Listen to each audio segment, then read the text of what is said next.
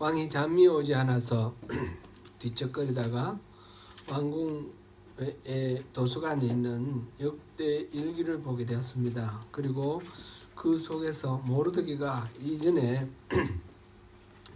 왕을 암살하려고 하던 업무, 두 내시의 업무를 고발한 내용을 읽게 되었습니다.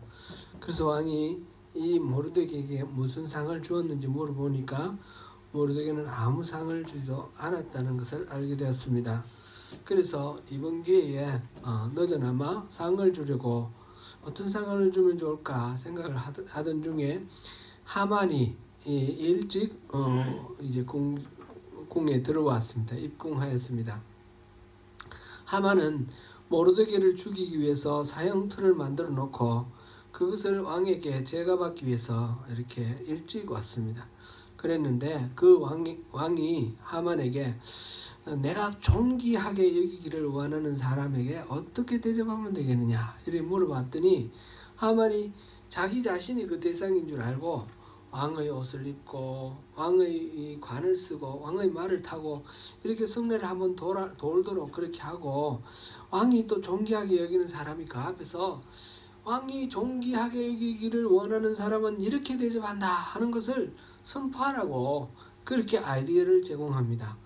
그랬더니 왕이 이 하만 말은 아주 그냥 찰떡같이 듣는 왕이라서 너무너무 신임을 하니까 그거 좋다, 굿 아이디어다. 그래서 모르드게에게 왕의 옷을 입히고 왕의 왕관을 세우고 왕의 말을 타고 이렇게 시내에 나갈 때에 너 하만이 그 앞에서 콧배를 끌고 다니면서 시민들에게 왕이 존귀 여기는 자는 이렇게 대접한다 이렇게 외치라 이렇게 해서 한 바퀴 돌았습니다. 자기가 죽이려고 지금 높은 장대 이렇게 만들어가서 사형틀을 만들어 놨는데 그 모르드게를 오히려 사람들 앞에서 왕이 존귀 여기는 사람은 이렇게 대접한다 그러면서 막 찬양을 하고 찬미를 하고 이렇게 다니니까 너무너무 자존심도 상하고 수치심과 그 모욕감 그래가지고 부들부들 떨면서 집에 들어와서 친구들과 부인에게 얘기를 했더니 아이고 이거 큰일 났다는 거죠. 이제 당신이 굴욕을 받기 시작했으니까 저 사람이 진정 유다인이라면 이제 당신은 엎어질 거다. 끝장날 거다. 그렇게 불길한 예언을 합니다. 너무너무 기분 나빠가 있는데 마침 그때 왕후가 잔치를 베풀어 가지고 두 번째 잔치죠. 그래서 오라 그래서 그 내시들과 같이 입궁을 하였습니다. 오늘은 그 다음에 일어나는 왕후의 두 번째 잔치 자리에서 일어나는 일들 우리 함께 살펴보겠습니다. 왕은 하만과 함께 왕후 에스더가 베푼 그 두 번째 연회에 참석합니다. 아하수에로 왕은 에스더가 이번에는 소청을 꼭 말할 것이다 생각을 하면서 몇 번씩이나 이렇게 미루면서 말하고자 하는 그 소원이 뭘까? 이 왕후의 그 소청이 뭔가 궁금해합니다. 하만은 낮의 일로 기분은 안 좋지만 그래도 왕과 함께 자기만 왕후가 초청했다는 것 때문에 너무너무 그래도 기분이 좋아서 이것으로 명예가 좀 회복될 것이다 기대하면서 그 자리에 나왔습니다. 왕은 다시 왕후에게 소청을 묻습니다. 네가 바라는 게 뭐냐?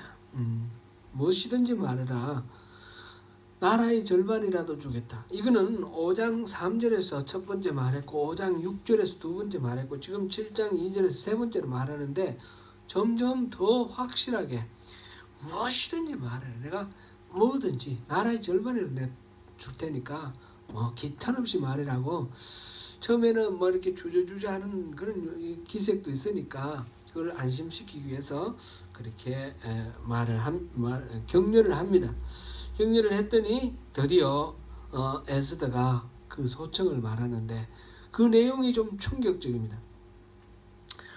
내가 왕의 목전에 은혜를 입었으며 왕이 좋게 여기시면 내 소청대로 내 생명을 주시고 내 요구대로 내 민족을 내게 주소서. 왕이 내게 은혜를 베푸시고 또 왕이 날 좋게 여기신다면 제발 좀 살려주세요. 나 좀 살려주세요. 그렇게 말하는 거예요. 그죠? 그럼 우리 민족 좀 살려주세요. 지금 지금 이 왕후가 너무너무 이뻐가지고 나라의 절반이라도 준다 그랬는데 그만큼 총애하는 이 왕후인데 왕후가 나 좀 살려주세요. 그런단 말이죠. 누가 지금 이 왕후를 죽이려고 한다는 얘기 아닙니까? 누가 감히 내가 총애하는 이 왕비를 죽이려고 하는가? 그러면서 잔뜩 이렇게 경계하는 마음과 좀 자기 호기를 이렇게 또 내세우면서 도대체 누구냐고 물어보는 거죠. 이때 왕비가 내 생명을 살려주세요. 먼저 나를 살려주세요. 이렇게 말한 것이 참 잘 주요를 한 것 같습니다. 먼저 민족을 말해도 이게 순서가 바뀌어도 또 다를 것 같아요. 제발 나 좀 살려주세요. 그러니까 뭐? 이 왕후가 날 살려달라는 말이 왕에게는 충격적으로 들리겠죠. 자기가 가장 존경하는 사람이고 자기는 지금 페르시아 제국 127개 주의 제왕이에요. 페르시아 제국은 그 당시 세계에서 가장 영토가 넓은 나라예요.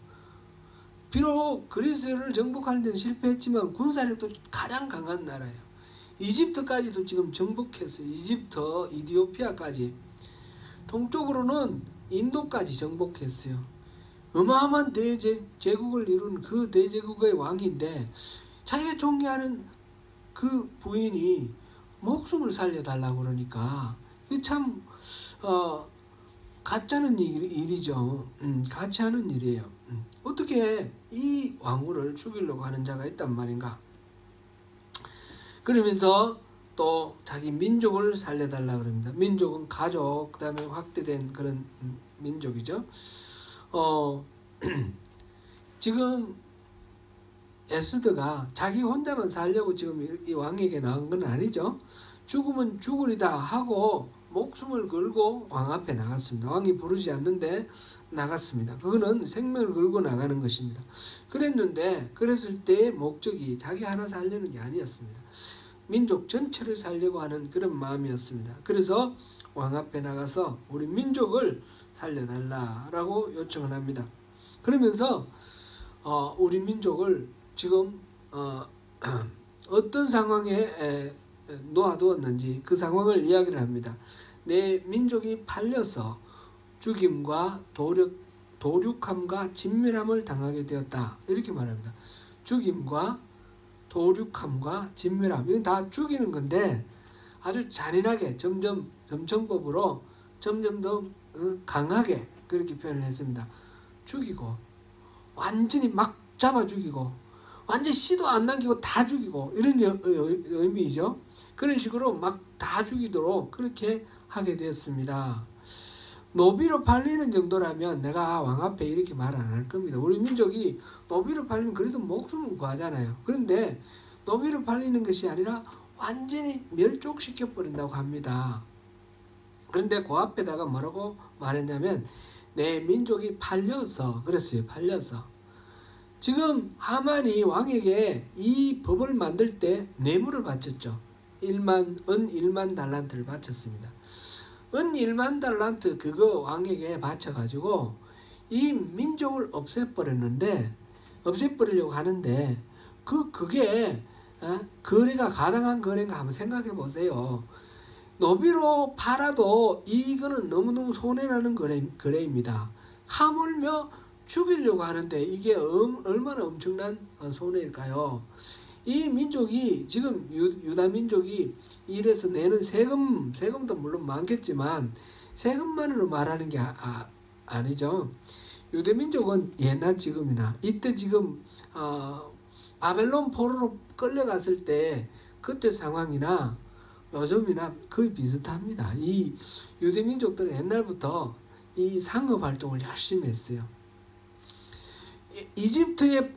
이집트에 가서 노예 생활할 때는 그냥 막 람세스 그 국고성도 짓고 뭐 하면서 완전 노예로 살았지만 이 바벨론으로 포로로 끌려갔을 때는 노예로 산 것이 아니고 포로로 끌려가서 자유롭게 살게 해줬습니다. 자기 생업을 가지고. 그래서 이 사람들이 주로 한 게 상업이라는 거예요. 이 학자들이 연구해 본 거는 이들이 하는 게 주로 상업인데, 상업을 하면 말하자면 그 나라의 경제를 돌리는 사람들이에요. 물건을 여기 사서 저기 갖다 팔고 이렇게 하는 거잖아요. 그 거래를 하니까. 그러니까 유대인들을 단순히 세금만 계산해도 뭐 적지 않을 텐데, 그것뿐 아니라 이 페르시아 제국의 경제를 돌리는 사람들인데, 그 사람들 다 1만 달란트, 은 1만 달란트 그거를 벌려고 이것들 다 죽여버리면 그 다음에 경제가 아주 어려워질 것이고, 이 왕으로서 손해가 이만저만이 아니다, 그런 얘기를 하는 거예요. 사실 이 하만이 이 유대민족을 다 죽여버리려고 하는데 왕도 책임이 있는 거죠. 그 자세히 뭐 이렇게 따져보지 않고 그냥 하만 자기 신뢰하는 신하라고 해서 무조건 인장도 던져주고 네가 알아서 해 그랬으니까 왕도 책임이 있는데, 지금 이 에스더가 얘기를 하면 왕 당신께도 책임이 있습니다, 이렇게 하면 말이 안 될 거 아닙니까? 그죠? 그러니까 왕의 책임은 묻지 않고, 근데 따져보면 왕에게도 손해가 되니까 그렇게 말해서 왕이 판단을 해서 자신의 입장에서 이렇게 추궁당하거나 그런 것이 아니라 타산적으로 생각해서 어느 쪽이 유리한가 생각하도록 만들어주는 말이에요. 그렇게 말하자면 이 에스더가 굉장히 지혜로운 것 같아요. 이렇게 말 좀 지혜롭게 잘할 줄 알면 좋겠어요. 먼저 자기 생명을 말하고 민족을 말하고, 민족을 지금 팔아가지고 이렇게 하는데 너무너무 손해됩니다. 노비로 파는 거 하고도 그래도 손해될 텐데 지금 다 진멸한다니까 엄청난 겁니다. 이렇게 말을 하니까 그래? 이런 생각이 확 들어오도록 아주 잘 이야기를 했습니다. 이 말을 들은 왕은 크게 대노하면서 이런 아주 고약한 나쁜 아이디어를 심중에 품고 있는 놈이 어떤 놈이냐? 그놈이 어디냐? 이렇게 이제 물어보는 거죠. 그 말이 아직도 왕은 지금 에스더가 하는 이 이야기의 내막을 잘 모른다는 얘기죠. 에스더가 하는 거는 하만이 법을 만들어 가지고 유다인은 다 죽어도 좋고 그리고 그 재산은 다 빼앗아도 좋다라는 법을 만들어서 전국 127개 주에 그 관리들에게 다 따로 교육을 시켰어요. 이렇게 했는데도 왕은 지금 모르고 있는 거예요. 다 하만에게 다 맡겨버리고 위임해버리고 자기는 그때 하만이 한 얘기는 그냥 흘려듣고 지나가 버렸어요. 그래서 나의 생명을 구해주시고 우리 민족을 구해주세요. 우리 민족이 팔렸습니다. 그래도 그게 무슨 말인지 잘 아직도 이해를 못하고 있는 거죠. 그래서 하만이 그때 유다민족이라고 말을 안 했어요. 그때는 한민족이 이 나라의 법을 안 지킵니다. 그래서 나라를 어지럽게 만듭니다. 그렇게 말했기 때문에 어떤 잘 모르는 어떤 민족이 그런 민족이 있는가 그런 생각을 했겠죠. 유대민족은 다 알아요. 유다민족은 아주 페르시아나 바벨론이나 그 앞에 아시리아나 유대민족은 그게 아주 지정학적으로 아주 꼭 이집트로 가는 그 길목에 있잖아요.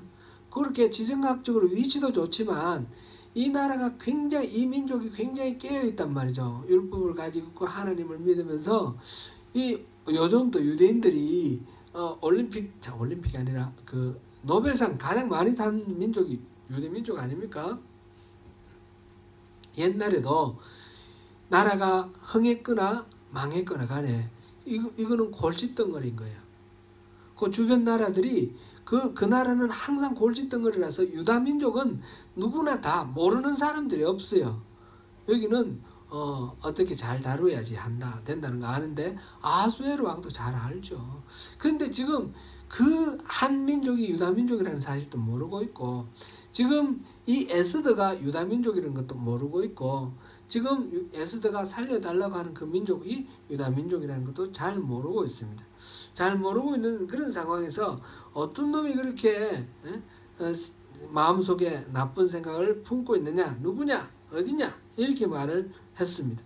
에스더가 그때 그 대적과 원수는 바로 다름 아닌 이 하만입니다. 이렇게 말을 했을 때 비로소 왕이 깨달은 거. 아, 하만이 말하던 그 민족인가? 아이고, 머리에 더 들어오는 거죠. 엄청난 충격에 이제 사로잡힙니다. 아수르 왕도 자기도 모르는 사이에 이 엄청난 음모가 진행되었다라는 것, 그리고 그 결과적으로 그 대적이 하만이 자기가 사랑하는 그 아내 왕후의 생명까지도 노리고 있다는 사실을 알게 되었습니다. 깨닫게 되었습니다. 그래서 엄청난 충격과 함께 분노하면서 이걸 어떻게 해야 되나 어찌할 바를 모르고 이렇게 후궁떨로 이렇게 나갔습니다. 에스더는 이렇게 스스로 먼저 하만이 이렇습니다 이렇게 말 안 하고 왕이 어떤 놈이야 그렇게 말하는 것은 당장 내가 결단을 내겠다 그런 말이죠. 그렇게 생각을 했을 때 바로 이놈입니다 이렇게 말하는 거. 그 나단 선지자가 다윗에게 얘기를 할 때 그 다세바를 가늠했을 때 나단 선지자가 다윗을 찾아가서 어떤 마을에 부자가 있는데 손님이 찾아왔는데 자기 집에 있는 소와 양은 잡지 않고 옆집에 가난한 한 집이 있는데 그 집에 양을 마치 딸처럼 그렇게 아끼는 그런 집이 있었습니다. 근데 이 부자가 그 양을 빼앗아다가 손님을 대접했습니다. 그랬더니 왕이 화를 끝까지 내는 거죠. 머리 끝까지 내면 그래? 어떤 놈이야? 그런 놈은 내가 맹세컨대 그런 놈은 내가 반드시 이렇게 벌을 내릴 것이다. 그렇게 말했을 때 나단이 바로 당신이요 이렇게 딱 말을 하잖아요. 회피할 수 없을 정도로 딱 이렇게 그 죄를 인정할 수밖에 없을 정도로 이렇게 말을 하는데 에스더가 지금 얘기하는 것이 똑같은 것 같아요. 그렇게 해서 자기를 살려달라 민족을 구해달라 그러면 누구냐 그랬더니 바로 이 사람입니다. 이렇게 해서 완벽하게 이제 그 앞에서 우리가 봤다시피 하만은 너무너무 왕의 총애를 받기 때문에 하만에 대해서 잘못 말하면 하만을 음해한다 모해한다 해서 왕비라도 쫓겨날 수도 있는 그런 얘기예요. 그만큼 하만을 신임을 하고 있어요 왕이. 그런데 지금 이 엄청난 사건에서 그 음모의 당사자가 하만이다 했을 때는 왕도 하만을 옹호해 줄 수가 없는 거죠. 완벽하게 이거는 나쁜 사람이라는 걸 딱 이렇게 드러낸 거죠. 그렇게 에스더가 이야기를 했습니다. 이렇게 왕이 에스더에게 하만이 저지른 그 음모를 고발을 했습니다. 이제 그 말을 들은 왕은 궁전뜰로 나갔습니다. 생각해보면 자기도 너무 모든 것을 하만에게 맡겨버린 그런 책임도 있는 것 같습니다. 아마 후회도 했겠지요. 어떻게 처결하면 좋을까 화는 나고 막 머릿속은 복잡하고 이렇게 뒷뜰에 잠깐 이렇게 머리 식히러 갔는데 하만은 그동안에 어찌볼 도리가 없습니다. 지금 자신의 음모가 드러나게 되어서 자기가 이제 왕이 아무래도 자기를 어떻게 벌 줄 것 같습니다. 그러니까 왕비에게 매달립니다. 제발 좀 살려달라고 엎드려 애걸복걸 합니다. 교만한 자들은 항상 보면 약한 자들에게는 강하지만 강한 자들에게는 비굴합니다. 지금 전형적으로 하만이 그런 모습을 보이고 있습니다. 그럴 때 후원에 나갔던 왕이 돌아왔습니다. 돌아왔는데 왕은 이 하만이 하는 짓의 이 해괴한 짓을 보고 왕은 더 분노가 치솟습니다. 하만이 애걸복걸하고 왕의 옷자락에 매달리는데 어떻게 지금 표현되어 있느냐 하면 8절에 하만이 에스더가 앉은 걸상 위에 엎드렸거늘 이렇게 되어 있습니다. 걸상 위에 엎드렸거늘 걸상 우리 앉는 의자인데 우리 성경에서 보면 신약시대 때도 그렇고 구약시대는 더 그렇고 이 의자가 우리가 앉는 이런 의자가 아니고 식사할 때 앉는 의자는 누운 것처럼 빈듯이 누워서 음식을 먹습니다. 그런 걸상입니다. 지금 에스더가 거의 누워있는 반점 위로 누운 상태에서 이렇게 있는데 지금 잔치 자리니까 그죠? 누워있는데 거기에 가서 막 이 살려달라고 막 옷자락 잡고 하니까 왕이 볼 때 이상한 거죠. 이놈이 이 왕궁 내 앞에서, 내 눈앞에서 강간까지 하려는 거냐? 그러면서 더 화가 났습니다. 그 말을 듣는 순간 주변에 있던 부하들이 당장 가서 하만의 얼굴을 덮어서 씌웠습니다. 이게 무슨 말입니까? 얼굴을 덮어 씌웠다는 건 이거 죽었다는 거죠. 이제 사형수다라는 겁니다. 넌 이제 죽었어. 이렇게 다. 왕이 왕후에게 강간까지 하려는가? 이 말은 더 이상 뭐 여지가 없는 말입니다. 이거는 완전히 하만에게 돌이킬 수 없는 그런 분노를 지금 표현하고 있습니다. 왕은 애초에는 꼭 그렇게 죽이려 하지 않았을지도 모르겠습니다. 그러나 잠깐 자리를 비운 사이에 이 하만이 자기 목숨을 구걸하기 위한 행동이 오히려 왕을 모욕하고 왕비를 급간하려는 행동으로 보였습니다. 더 이상 인정사정 볼 것 없이 하만은 죽음에 처하게 되었습니다. 그랬을 때 왕의 내시 하르보나라는 사람이 하만의 집에 왕에게 충성스러운 그 보고를 했던 그 음모를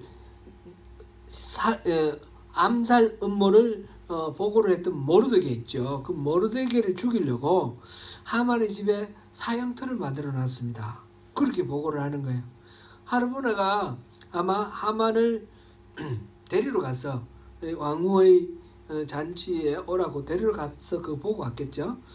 보고 안 그래도 지금 하만이 하는 짓은 온 성내에 다 소문이 났습니다. 모르드게를 죽이려고 그리고 유대인들을 다 죽이려고 지금 법까지 만들어 가지고 교육까지 시켰으니까 이 하만이 하는 짓 모두 다가 다 알려져 있는 상태죠.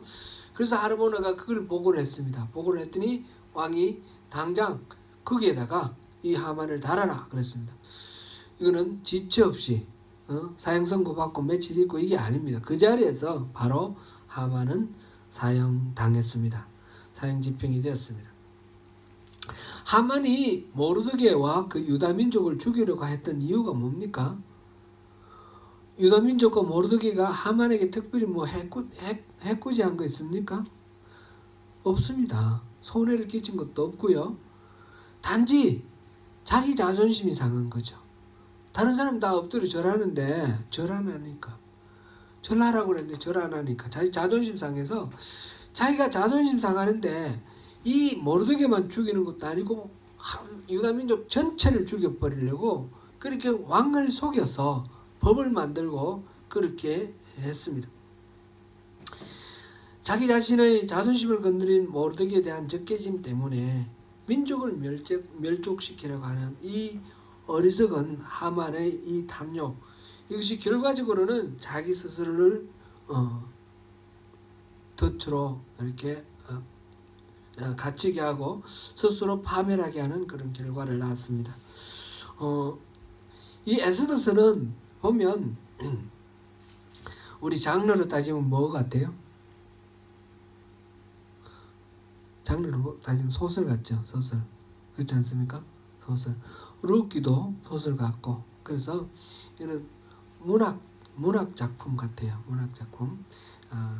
지금 이제 뭐 이렇게 가파르게 갈등 이렇게 올라가서 그게 기승전결하면 이제 전환이 딱 됐습니다. 그죠? 전환이 돼서 이렇게 다음 이야기로 넘어가는데, 다음 이야기는 다음에 보고요. 오늘은 이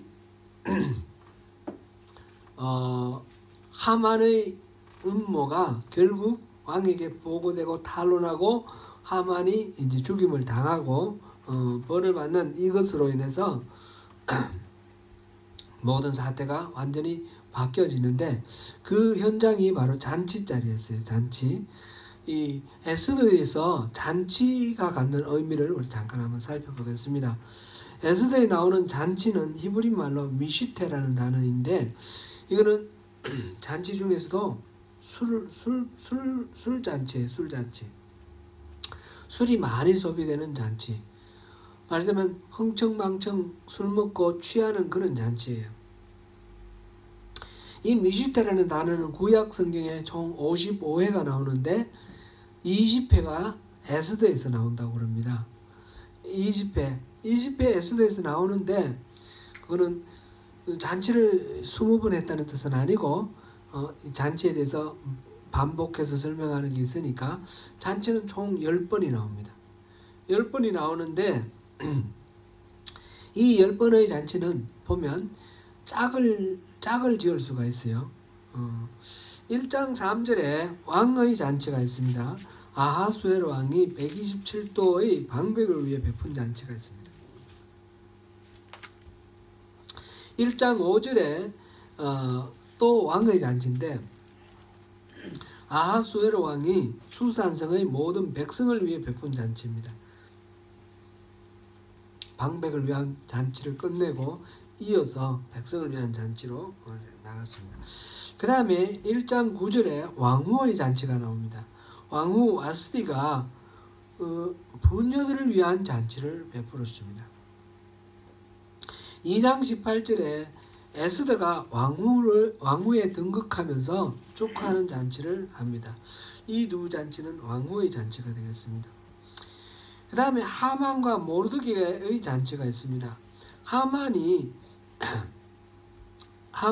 아하수에로 왕과 함께하는 잔치 3장 15절입니다. 여기는 잔치라는 말은 없지만 잔치입니다. 그 다음에 모르드게가 성진을 축하하는 잔치가 8장 17절에 아직은 뒤에 우리가 아직 안 다룬 부분인데 거기에 나옵니다. 이렇게 하만과 모르드게가 잔치를 하는 게 이제 5번째, 6번째 잔치고요. 그 다음에 에스더가 잔치를 2번 베풀었죠. 우리가 보니까 첫 번째 잔치 5장 4절에서 5절, 그 다음에 7장 1절에서 9절까지 2번째 잔치, 에스더의 2번의 잔치가 있고요. 그 다음에 유대인의 잔치가 2번이 나옵니다. 첫 번째 부림절 잔치가 127도에 거주하는 유대인 전체를 위한 잔치가 9장 17절과 19절에 나오고요. 두 번째 부림절 잔치로 수산에 거주하는 유대인들, 전국에 거주하는 유대인 첫 번째, 두 번째는 수산 궁에 거주하는 유대인, 이렇게 9장 18절 이렇게 10번의 잔치가 쭉 나옵니다. 10번의 잔치를 이래 보면 앞에 나오는 5번의 잔치는 그 주체자가 페르시아인입니다. 페르시아인인데 6번째부터 시작해서 10번째까지는 그 주체자가 유다인입니다. 말하자면 잔치를 통해서 페르시아인이 주도하던 그것을 유대인이 주도하는 것으로 옮겨가는 것입니다. 잔치는 지금 보면 어떤 그 권력과 관련이 있습니다. 권력자가 이렇게 잔치를 베풀고 손님을 모읍니다. 그런데 그 권력이 페르시아인에서부터 유다인으로 점점 넘어가고 있다라는 사실을 볼 수 있습니다. 잔치는 우리가 보니까 술이 주로 들어가는 잔치라고 그랬어요. 잔치 중에서도. 그러면 이거는 이 에스더 전체에 보면 하나님을 향한 예배도 없고 하나님 이름도 없고 기도도 없고 금식이라고 그랬는데 금식이 우리가 보면 기도인 줄 알겠어요. 그러나 기도라는 말이 없어요. 하나님을 찬양하는 것도 없고 하나님께 뭐 바라는 것도 없어요. 하나님이라는 대상이 없습니다. 예배라는 어떤 형식도 없습니다. 에스더서는 전체적으로 그렇습니다. 그런데 잔치는 아주 세속적인 세상 사람들의 그 욕망을 채우는 그런 형식의 이벤트입니다. 술 먹고 즐기는 그런 이벤트입니다. 그런데 이 잔치를 통해서 세상 사람의 욕망을 채우는 이 잔치를 통해서 보니까 페르시아 사람 주도에서 유다 사람 주도로 이렇게 쭉 옮겨가는가. 그래서 이 유다 사람이 단순히 포로로 끌려간 그 나그네 같은 사람의 위치에서 이 페르시아 전체에 어떤 국제적인 어떤 중심 세력으로 이렇게 세워져 가는, 하나님의 백성이 이렇게 세워져 가는 것이 이렇게 나타나는 잔치를 통해서 이렇게 드러나 있습니다. 에스더 전체에서 그렇지만 이 잔치라는 걸 통해서 특별히 우리가 살펴볼 수 있는 하나님의 메시지는, 하나님은 꼭 예배라든지 기도라든지 찬양이라든지 그렇게 명시적으로 하나님을 높이는 것처럼 보이는 그런 이벤트뿐만 아니라 세상 사람들의 욕망을 채우는 그런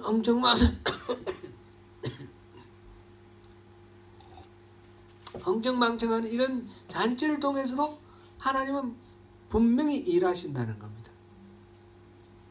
하나님은 그렇게 살아계시고 그렇게 일해 가신다는 것입니다.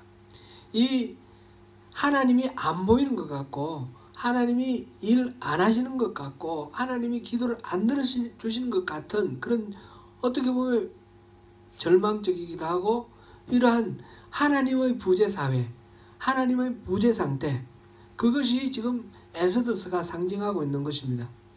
오늘날 우리 사회를 보면 점점 하나님의 부재 시대로 들어가는 것 같아요. 교회는 지금 세상의 조롱거리가 되어 있고, 막 옛날에 그렇게 신령한 신유의 연사를 받았다고 그렇게 말하던 사람들이 막 기도하면 모든 병들이 다 낫는다 그러는데, 그런 사람이 다 전염병 다 걸려버렸어요. 그러니까 막 우리가 믿는 어떤 이 신앙의 능력이라는 것이 이상하게 되었어요. 되어가고 있습니다. 우리는 애써 그게 아니다고 생각하지만 세상 사람들은 그렇게 생각하게 되어 있는 그런 상황입니다. 점점 하나님이 이때까지 이 세상에서 일하다가 이제 다 손 털고 떠나시는 것 같은 그런 느낌이 드는 그런 시대에 우리가 살고 있습니다. 안 그렇습니까? 에스더서는 바로 그러한 이 시대를 살아가는 우리에게 주시는 하나님의 아주 강렬한 메시지입니다. 하나님이 안 보이는 것 같아도 절대로 하나님이 안 계시는 것이 아니다는 것입니다. 안 보이는 부재의 시대라고 할 때, 그럴 때 바로 하나님은 더 열심히 적극적으로 일하고 계신다는 것입니다. 우리는 절대로 좌절하거나 낙심하거나 절망할 필요가 없습니다. 꼭 굳이 하나님이 찬양하지 않더라도, 하나님께 예배하지 않고 기도하지 않더라도, 그 아무렇지도 않게 보이는 그런 상황 속에서 하나님이 어떻게 일하시는가, 그거를 우리가 찾고 발견하는 것이 중요한 것입니다. 결국은 우리가 율법학자들이나 바리새인이나 이 유대 교도들처럼 율법을 지킨다, 하나님께 이렇게 섬긴다는 그런 형식적이고 정례화된 그런 행동이 중요한 것이 아니고, 실질적으로 우리 삶 속에서 어떻게 하나님과 동행하느냐, 그게 중요하다는 것입니다. 실제 속에서 말로는 그렇게 안 하더라도 실제로 하나님을 인정하고 실제로 하나님 인도하심을 따라가고, 이 에스더와 모르드게가 하나님 입밖에 안 냈지만 그들은 철저히 금식하고 하나님이 인도하시는 대로 따라가는 사람들입니다. 마음에 감동 주는 대로 순종하면서 잔치를 베풀고, 잔치를 베풀어서도 이게 아직 준비가 덜 됐다, 하나님 때가 아니다 하니까 미루고, 그러면서 하나님 주시는 지혜로 그 하나님께 얘기를 하는, 이런 하나님의 지혜를 가지고 사람에게 얘기를 해서 이 뜻을 이루어가는 이런 에스더를 통해서 우리가 이 하나님 부재의 시대를 어떻게 지혜롭게 살아갈 것인가, 중요한 교훈을 우리 오늘 잔치라는 테마를 가지고 우리가 살펴봤는데, 잔치를 통해서, 잔치는 절대로 예배가 아니고 보면 술 마시고 흥청망청하는 건데, 근데 그것조차도 하나님의 뜻 안에 있다는 것을 우리 확인하면서 우리 삶 속에서, 일상의 삶 속에서 하나님을 실질적으로, 입으로가 아니고 말로가 아니고 이론으로가 아니라 실질적으로 하나님을 경험하면서 하나님과 동행하면서 하나님께 순종하면서 하나님의 뜻대로 살아가는 가운데 승리하시는 저와 여러분 되시기를 축원합니다.